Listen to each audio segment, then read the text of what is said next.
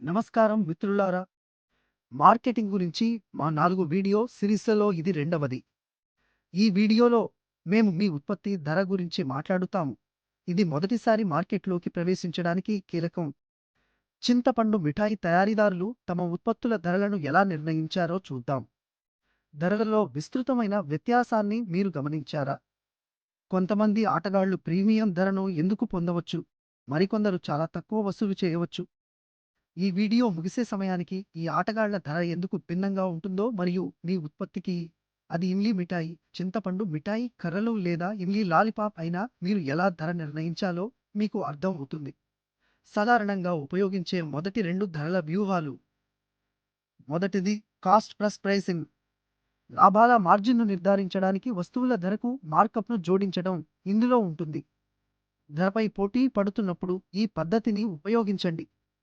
రుచి, పుల్లని మరియు తీపి రుచి, రంగు మరియు ప్యాకేజింగ్ వంటి ఇతర అంశాలను మీ పోటీదారుల మాదిరిగానే ఉంచుతూ, ధర అత్యంత ముఖ్యమైన అంశం అయిన ధర సున్నితమైన సామూహిక మార్కెట్‌కు విక్రయించడానికి ఇది అనువైనది.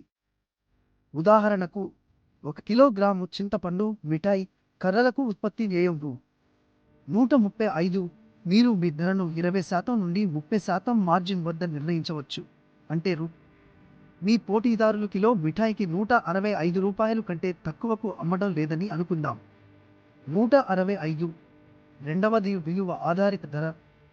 ఈ వ్యూహం ఉత్పత్తి ధర కంటే వినియోగదారునికి గ్రహించిన విలువ ఆధారంగా ధరలను నిర్ణయిస్తుంది.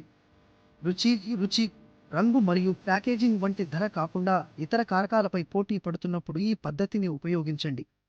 ధర కంటే నాణ్యత మరియు ప్యాకేజింగ్ ముఖ్యమైన మధ్య నుండి అధిక ఆదాయ మార్కెట్లకు ఇది అనువైనది.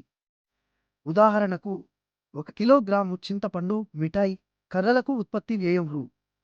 135. మీరు ఇప్పటికీ మీ ధరను మెరుగైన రుచి లేదా ప్రీమియం ప్యాకేజింగ్ వంటి అత్యుత్తమ నాణ్యత కోసం ప్రీమియం వసూలు చేయడానికి కిలోగ్రాముకు రూ. 200. ఇవి కాకుండా మీరు ఇతర వ్యూహాలను కూడా పరిగణించవచ్చు. ప్రారంభంలో వినియోగదారులను ఆకర్షించడానికి మరియు మార్కెట్ వాటాను పొందడానికి తక్కువ ధరలను నిర్ణయించడం, తరువాత క్రమంగా ధరను పెంచడం. ప్రారంభంలో కొత్త మరియు ప్రత్యేకమైన ఉత్పత్తులకు అధిక ధరలను నిర్ణయించడం, తరువాత పోటీ పెరిగే కొద్దీ వాటిని తగ్గించడం. మానసిక ధరను ఉపయోగించడం. ఒక ఉత్పత్తిని రూ. 99కి బదులుగా రూ. 100 అనేది చౌకగా అనిపించేలా చేస్తుంది. అనేక ఉత్పత్తులను కలపడం మరియు ప్రతి ఉత్పత్తిని ఒక్కొక్కటిగా కొనుగోలు చేసిన దానికంటే తక్కువ ధరకు కట్టను అందించడం. ప్రీమియం నాణ్యత లేదా ప్రత్యేకతను సూచించడానికి పోటీదారుల కంటే ఎక్కువ ధరలను నిర్ణయించడం. మార్కెట్ డిమాండ్, పోటీ మరియు ఇతర బాహ్య కారకాల ఆధారంగా ధరలను నిరంతరం సర్దుబాటు చేయడం. తరువాత మీ మొదటి నమూనాను సిద్ధం చేసుకోండి మరియు మీ సంభావ్య వినియోగదారులను వారు మీ ఉత్పత్తికి ఎంత చెల్లించడానికి సిద్ధంగా ఉన్నారో అడగండి. All the best.